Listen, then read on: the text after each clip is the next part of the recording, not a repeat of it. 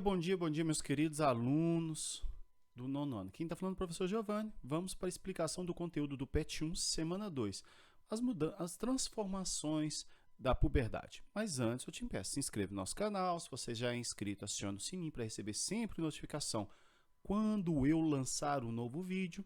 E se você já fez ambos, não esqueça, deixe seu like no nosso vídeo, por favor. Isso é importante para nós. E aí, o tema é transformações da puberdade. Vamos falar sobre subtemas disso aí. O primeiro, adolescência. O que é adolescência? Pesquisei lá na internet, peguei um site adolescência.org, tá bom? Vem do latim adolescência, né? Que significa período da vida humana entre a infância e a fase adulta, tá? Entre a vida humana, né, da fase da infância e a fase adulta. É um amadurecimento, vamos dizer assim. É uma fase natural da vida marcada pelas transformações biológicas e comportamentais. Já hoje, nós temos uma outra visão que nós vamos descrever essa adolescência como um processo de construção social e histórico. Não é como sugerido no artigo aí da Anna Bock, adolescência como uma construção social. E aí a Organização Mundial da Saúde define a adolescência como sendo o período da vida que começa aos 10 anos e termina aos 19 completos. Para a OMS, a adolescência é dividida em 3 fases. A pré-adolescência, dos 10 aos 14 anos, a adolescência dos 15 aos 19. E a juventude, a partir dos 15 já começa ali, vai até os 24, é jovem até os 24 anos, segundo a OMS. Não é? Hoje vai até os 30, mais ou menos, segundo outros pensadores da psicologia. Mas, enfim. Então, a adolescência vai até os 19, né?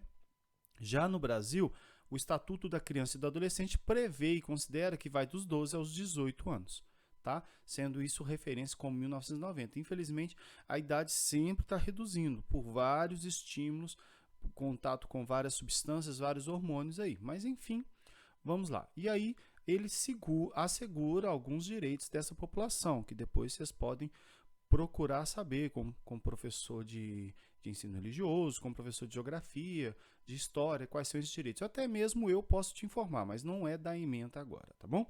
Então vamos lá para falar sobre a puberdade, que é uma etapa que está dentro da adolescência, tá?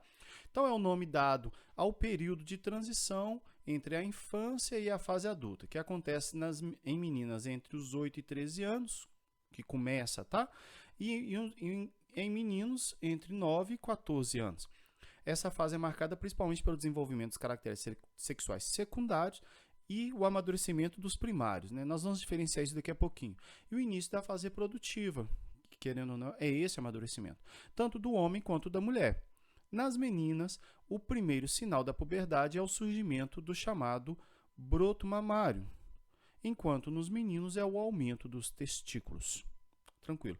E a gente está falando sobre um assunto sério, que é normal e corriqueiro. Ninguém põe apelido na mão, então nós vamos falar dos órgãos sexuais reprodutivos com o nome real deles, tá bom? Então tá aqui, né, lá no PET estava esse esquema, né, diferenciando os dois, mas querendo ou não, os dois andam juntos, né? Adolescência, mudanças cronológicas, idade, né? E também envolve fatores emocionais e sociais. Já a puberdade são mudanças hormonais, morfológicas e fisiológicas. Envolve fatores biológicos e neuroendócrinos. Detalhe, um pode durar mais que o outro? Sim. Um pode começar antes do outro? Sim. Sim. Não precisa necessariamente um estar dependendo do outro tão diretamente, tá bom? Por exemplo, aqueles que têm puberdade, que nós chamamos de precoce, não significa necessariamente que ele entra já na adolescência precocemente. Ele entrou na puberdade precoce. Assim como a tardia, não significa que a adolescência daquele menino ou daquela menina vai vir tardio, mas ela pode começar já na faixa etária correta, a adolescência, mas a puberdade vai vir depois. E é muito comum, tá bom? É muito comum. Não fique com grilo na sua cabeça se isso acontece com você. É comum, acontece. Pode não ser assim, o normal, mas é comum, tá bom? Então vamos lá, caracteres sexuais.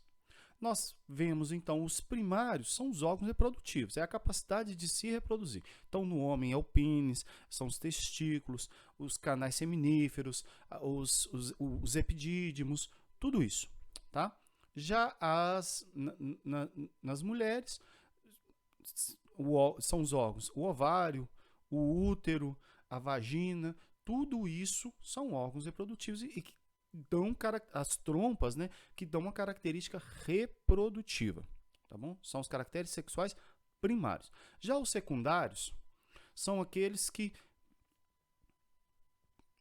variam de um para o outro, varia da quantidade, às vezes pode acontecer, às vezes pode não acontecer, pode desenvolver muito ou desenvolver pouco, e aí são esses os secundários, né? Que inclusive eles vão vir depois da puberdade, não é? Os seios, o desenvolvimento das mamas, as glândulas mamárias nas meninas, né?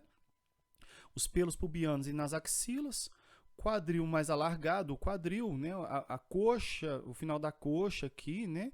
Abaixo da cintura um pouco mais alargado, e a menstruação, são caracteres secundários. Já no masculino, são os pelos pubianos na face e nas axilas.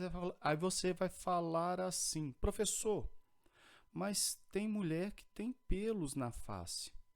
Tem, porque é o que eu falei, tem variações. Às vezes ela tem uma quantidade de hormônio de testosterona maior do que o normal, porque toda mulher tem testosterona. E aí, às vezes, estimulou, tá bom? E, inclusive, essa presença de testosterona na mulher está associada à libido, à vontade, ao desejo sexual. Então, os pelos pubianos na face e nas axilas nos homens. Também, o homem tem mais pelo corpo, né?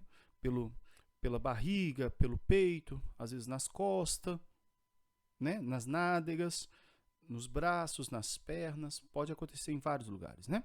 Então, o homem também engrossa a voz. E aí acontece a formação do pomo de Adão, que é onde que a laringe, ela dá essa engrossada maior, né? E dá uma ponta, assim, ó, que a gente chama de pomo de Adão, né? Nas meninas, nas mulheres, geralmente não tem esse avanço aqui. Então, aí isso abre mais a laringe e engrossa a voz do homem. Os ombros do homem é mais largo, enquanto da mulher é o quadril. E o homem, pela presença da testosterona, tem um desenvolvimento muscular maior do que da mulher. Inclusive, a mulher, quando elas sofrem doping lá, para poder ser atleta, essas coisas, tem algumas confederações, alguns lugares que cometem esse crime, a mulher toma testosterona ou toma algum remédio que estimula a produção de testosterona para que aumente a quantidade muscular dela. Isso é bom? Não, porque vai causar danos a ela. Gente, isso tudo causa danos. Causa. Então, grava isso. E também o homem que toma testosterona a mais para poder crescer o músculo também não é bom, tá bom? Então, vamos lá. Mudanças da puberdade. Mudanças da puberdade. Então, vamos lá. O que mudou, né? É o estirão do crescimento. Costumam ter 2 ou até 3. Acontece um crescimento em altura, crescimento rápido, em pouco tempo, faltou vírgula, isso eu peguei do PET, tá? Os músculos crescem numa velocidade maior, pés e mãos crescem. Então, naquele primeiro estirão, muitas vezes o pé cresce mais do que o corpo, o braço cresce mais que o corpo, isso é comum. Aí a pele muda, a pele vai ficar mais oleosa, costumam surgir mais cravos, mais espinhas, porque aumentou a quantidade de hormônio. O hormônio, ele é oleógeno, né? Então, o desenvolvimento do sistema reprodutor. Vai vir as características secundárias também, né? Nas meninas, o surgimento dos pelos, o desenvolvimento dos órgãos sexuais, o alargamento do quadril, o crescimento das mamas, já nos meninos os pelos pubianos, mudança da voz, aumento dos testículos e do pênis, inclusive um escurecimento também. Na pubarca, não é? É o surgimento dos pelos pubianos. E depois que surge, vai vir a semenarca, que é a primeira ejaculação nos meninos, e a menarca, que é a primeira menstruação nas meninas. Ali está inaugurado de vez a capacidade reprodutiva, né? E aí a modificação do corpo, desenvolvimento esquelético e muscular, modificações na quantidade e distribuição de gordura. Por isso que o quadril da mulher é um pouco diferente, né? Porque costuma ter uma concentração maior da gordura. Também nos seios e também no bumbum, né? Por isso que tem essa diferença, tá bom? Então, vamos lá. Tema: hormônios e sexualidade. Então, o que desperta isso tudo, Tá? O que desperta essa formação, esse desenvolvimento? Então, o processo começa no cérebro. Tá? Quando alguns neurônios liberam uma proteína chamada quispeptina. Tem a ver com beijo, né? Quem deu o nome deu de propósito. Às vezes um despertar, né? Que ela só pensa em namorar, não é assim? Então, imagina-se que o momento de sua produção esteja ligado a fatores como nutrição e estresse. Por isso que tem gente que às vezes tem tardia ou precoce, por causa de estresse principalmente, ou exposição a algumas situações que não são interessantes para as idades, né? E aí o segundo passo, a ação dessa quispeptina sobre certos receptores, né, que vai receber isso aí. Vamos dizer assim, a quispeptina é a chave, e essa receptor é uma fechadura, né? Ligou o carro. Então, lá no hipotálamo, leva à produção do hormônio GnRH, que é o hormônio do crescimento, tá? Que cai na corrente sanguínea. Então, aumentou a quantidade do hormônio do crescimento. Olha lá, o crescimento sendo despertado. Já o hormônio do crescimento chega à glândula hipófise, tá? Também conhecida como pituitária, mas geralmente a gente não usa esse nome mais, né? E lá na hipófise, mais especificamente na adrenohipófise, né, ela começa a liberar dois hormônios, o luteinizante e o folículo estimulante, fundamentais para o desenvolvimento dos testículos e dos ovários. Aí esses dois hormônios, o LH e o FSH, vão lá para o ovário ou para o testículo, né? E aí eles passam a produzir testosterona, o hormônio masculino, e os ovários fabricam o estrogênio, o hormônio feminino. Ah, professor, e o progesterona? Isso é outra história, não é agora que ele acontece, tá? Então, eles produzem as características sexuais típicas de adultos, como seios e barbas. Tá bom? Então, lá no hipotálamo, né, a partir da reação a essa quispeptina, produz o hormônio do crescimento, a maior quantidade de hormônio do crescimento estimula a hipófise, que vai produzir, né, na adenohipófise, produz o luteinizante e o folículo estimulante. Vamos ver isso melhor? Então vamos lá, a glândula é a hipófise, ela produz o FSH e o LH. Folículo estimulante, hormônio, folículo estimulante, está em inglês, né? Folículo estimulante. Mentira, não sei como é que é a pronúncia certa agora não, mas é o hormônio folículo estimulante e o hormônio luteinizante, tá? Então, lá nos testículos, eles estimulam a produção de testosterona pelas células de Leydig e controlam a produção de espermatozoides. Isso nos homens, não é? E também lá nos testículos ocorre a produção da testosterona. Então, os alvos são diversos. Estimulam o aparecimento de caracteres secundários, sexuais secundários. Então, aumenta a barba, aumenta isso tudo. Já o sistema reprodutor, né, induz o amadurecimento dos órgãos genitais, promove o impulso sexual e controla a produção de espermatozoides. Esse é no masculino. Aí vai falar assim, professor, e o feminino? No feminino agora nós vamos ver que o ciclo menstrual. Aí agora eu vou desligar a câmera e aí nós vamos continuar lá, tá bem? Então, voltei agora sem a câmera e aí vamos ver como que funciona tudo isso dentro da menina, dentro do corpo da mulher. Olha lá. Então, nós temos o ciclo ovariano, quer dizer, a produção dos óvulos lá dentro do ovário. Então, tem o crescimento do folículo, a ovulação, o corpo lúteo e depois o ressecamento desse corpo lúteo porque não foi fecundado. Tranquilo? Isso é um ciclo menstrual comum. Tá bom? A temperatura, olha aqui, ela tende a subir na época da ovulação, tá? E depois, quando o corpo lúteo está degenerando, a temperatura abaixa de novo. Tranquilo? Já vamos pensar agora nos hormônios, então. Nós temos aqui, lá na hipófise, dois hormônios, né? O folículo estimulante, que é o verdinho, e o luteinizante, que é o azulzinho, tá bom? E lá nos ovários, nós temos o estradiol, ou o estrógeno, tá? O estrogênio, e o progesterona, que é o outro que você estava perguntando, tá ok? E nós temos aqui, lá no útero, o processo de formação da parede para receber uma formação de um novo ser, e quando não acontece, a menstruação. Beleza? Beleza, professor? Então vamos ler, vamos com isso devagarinho para a gente poder entender. Aí tem a fase folicular e a fase lútea. Vamos entender. Então, o ciclo menstrual é causado pela secreção alternada dos hormônios folículo estimulantes e luteinizante. Pela pituitária, que eu já tinha dito, né, o nome dela, a hipófise anterior, que chama adenohipófise, e dos estrogênios e progesterona pelos ovários. Então, a menstruação se inicia, né? Aí a pituitária anterior secreta maiores quantidades de hormônio folículo estimulantes. Assim que né, vem a menstruação, e aí inicia o ciclo, tá bom? Aí a pituitária vai começar a liberar o FSH, que é o folículo estimulante, juntamente com pequenas quantidades do luteinizante, pequenas quantidades.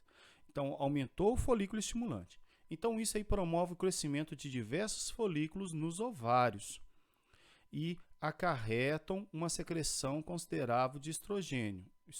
Então, vamos lá de novo. Então, olha lá. Ocorreu a menstruação. Acabou a menstruação.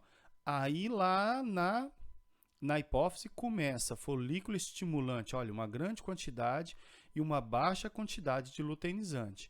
Vai levando ao amadurecimento do folículo e vai levando os ovários a produzirem o estrógeno, que aqui está escrito como estradiol, tá bom? Isso aí geralmente vai vir entre do quarto até o 14º dia. Todo mundo é igual? Não dá.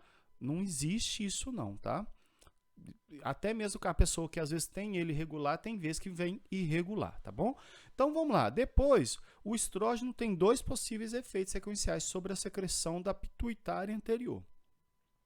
Primeiro, inibiria a secreção do hormônios folículo estimulante e luteinizante por volta do 10º dia do ciclo. A gente viu lá. Depois, a pituitária anterior começaria a secretar quantidades muito elevadas de ambos os hormônios, mas principalmente luteinizante, o aumento súbito da secreção que provoca o rápido desenvolvimento final de um dos folículos ovarianos e a sua ruptura dentro de cerca de 2 dias. Então, vamos ver de novo? Vamos ver de novo? Olha lá, ó. Então, fez baixar, baixou, e aí, faz subir de uma vez. Olha lá, subir os dois, principalmente o luteinizante. Com essa subida, acontece o quê? A ovulação.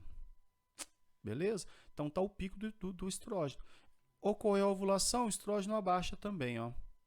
E a temperatura está subindo. E o hormônio, né? E às vezes a libido aumenta, enfim. Então, depois do processo de ovulação, ocorre por volta do 14º dia, de um ciclo normal de 28 dias, conduz ao desenvolvimento do corpo lúteo ao corpo amarelo, que secreta quantidades elevadas de progesterona e quantidades consideráveis de estrogênio. Então, olha lá, o corpo lúteo, ou corpo amarelo, que é o óvulo que está desenvolvendo, ele começa a produzir progesterona e abaixou os outros, olha. Quer dizer, começou a preparar o organismo para receber um óvulo fecundado, não é? Então, o estrogênio e a progesterona secretados pelo corpo lúteo inibem novamente a pituitária anterior, diminuindo a taxa de secreção dos hormônios folículo estimulante e luteinizante. Sem esses hormônios para estimulá-lo, o corpo lúteo involui. Tá? Então, sem esses hormônios, ele começa a involuir, de modo que a secreção de estrogênio e progesterona cai para níveis muito baixos. É nesse momento que a menstruação se inicia. E nesse momento, inclusive, de baixa de hormônio que vem a TPM. Por quê? Porque o organismo estava acostumado com um pico de hormônio e do nada vem aquela baixa de uma vez, assim, ó, pá! E aí vem a TPM, né? Então, isso aí é o que acontece, né? Começou a morrer lá, começou a baixar o hormônio todo, vem a TPM, o organismo ficou meio doidinho, né, vamos dizer assim, né? E aí muitas vezes foge até o controle, né, pessoal e emocional dos ânimos, dos ímpetos, porque você fica nervosa, né? Então, nessa ocasião, a pituitária, hipófise, né? Adenohipófise para ser mais exato, que estava inibida pelo estrogênio e pela progesterona, começa a secretar outra vez quantidade de hormônio folículo estimulante, iniciando um novo ciclo.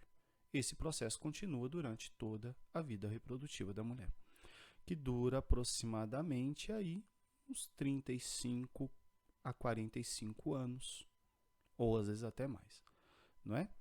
Então, agora eu vou voltar com a minha câmera, vou voltar lá com a câmera, tá aí o fechamento, vou voltar com a câmera e aí a gente continua com a matéria, tá bom?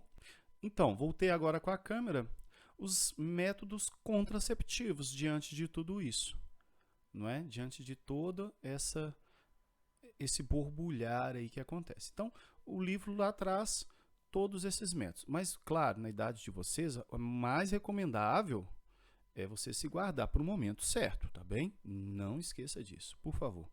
Existe um tempo para cada coisa, tá bom? Aí, seus princípios morais, suas coisas todas que vão ser amadurecidas e você vai conseguir tomar decisões melhores na sua vida. Mas, enfim, vamos lá. Então, nós temos contraceptivos possíveis, tá? Nós temos contraceptivos possíveis. Então, nós temos a ovulação, que tem os contraceptivos orais, tá? Que pode ser impedida. A pílula, né? Tomar os hormônios para poder impedir a ovulação. Meninas, evitem isso, tá? A menos que seja sob prescrição médica. Principalmente começar muito nova, pode acarretar vários problemas. Tem vários efeitos colaterais disso aí. Mas enfim, vamos lá. Aí a espermatogênese não tem nenhum comprimido que impeça, tá? Aí tem aqueles que impedem a fecundação, né? Tem o transporte do óvulo, aí tem a mulher com a laqueação, tá? A mulher com a laqueação. Ligadura de trompas. Ligadura de trompas. Ela ligou a trompa. Essa cirurgia aqui é irreversível. Inclusive, os médicos não fazem em mulheres muito novas. Não fazem. Não fazem mesmo. Por quê? Porque torna ela infértil. Já no homem, nós temos o transporte do esperma acontecendo. Então, nós temos alguns possíveis. Espermicidas, que geralmente vai estar associado com o de barreira, né? Que é a camisinha. Temos a vasectomia, que também pode ser chamada de laqueação masculina. Ela não é muito recomendável também para homens muito novos, mas ela é reversível. Então, muitas vezes, né, às vezes um homem de 40 e poucos anos, às vezes consegue fazer a vasectomia com tranquilidade. Dependendo do número de filhos, o médico libera com tranquilidade, tá bom? Não estou falando sobre valores morais e éticos aqui, eu estou só contando o fato, tá bom? Então, aí também o homem tem os contraceptivos orais, tá? No muco cervical. Então, vai impedir a produção do esperma direitinho, então acaba que os espermatozoides não vão funcionar, não vão conseguir ter funcionalidade ao sair. Tem esse caso aqui. Tem os métodos, os contraceptivos de barreira, camisinha. Tanto camisinha masculina quanto feminina, tá? Tanto masculina quanto feminina, que vai impedir o esperma. Ambos impedem o esperma. E também previnem doenças, né? Previnem o que a gente chama hoje de IST, infecções sexualmente transmissíveis. Não é mais DSTs, tá? Nomenclatura. Então, aí a fecundação não tem nada que impeça. E temos o pós-fecundação, que vai impedir a fixação daquele óvulo. De novo, não estou falando sobre questões morais e éticas. Aí cada um tem a sua, né? E aí temos o DIU intrauterino e a pílula do dia seguinte, que vão impedir a anidação. Tá bom?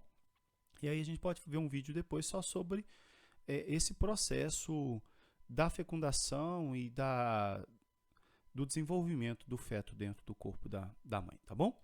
Então, no mais, a gente vai ficar por aqui. Beijo para quem é de beijo, abraço para quem é de abraço. Fique com Deus. Tchau. Até a próxima.